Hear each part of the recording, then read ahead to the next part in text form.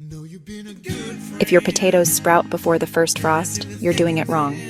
If they shrivel up by Thanksgiving, you need these tips. Let's make your homegrown harvest truly last. By mid-August, start reducing water to help toughen up those skins. Wait for the vines to die back. Then check maturity by rubbing the skin. If it scrapes off easy, give it another week. When it's time to dig in, brush off dirt gently. If you must rinse them, do it quickly and briefly. Then dry them thoroughly before putting them into storage. And always keep potatoes out of direct sunlight. Stash your potatoes in a cool, dark space. Make sure the space is airy and ventilated.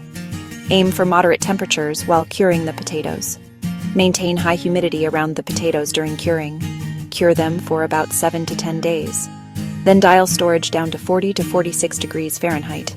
Basement storage works well with steady, cool temperatures. Use refrigerator storage carefully for small potato batches. Insulated garage can also work for storing potatoes. Never store below 38 degrees Fahrenheit or above 46 degrees Fahrenheit. Too cold below 38 degrees Fahrenheit and potatoes convert starches into sugars.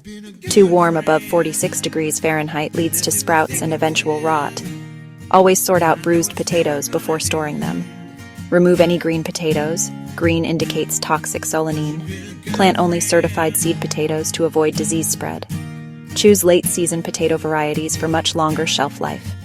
Pick thick-skinned varieties like russets to maximize potatoes' storage life. Harvest smart. Avoid nicking skins and handle gently. Store right. Cool, dark, ventilated storage for months can last 7 to 8 months. Enjoy your homegrown potatoes for months to come. At high temperatures, expect only 2 to 3 months of storage.